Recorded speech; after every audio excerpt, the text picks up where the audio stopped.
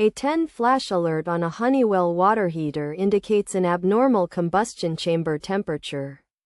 This issue can be caused by several factors, including a faulty gas control valve, thermostat failure, or a blocked pressure relief valve.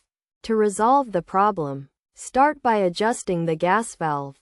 Switch off the water heater. Locate the gas valve assembly and find the gas valve dial and temperature probe.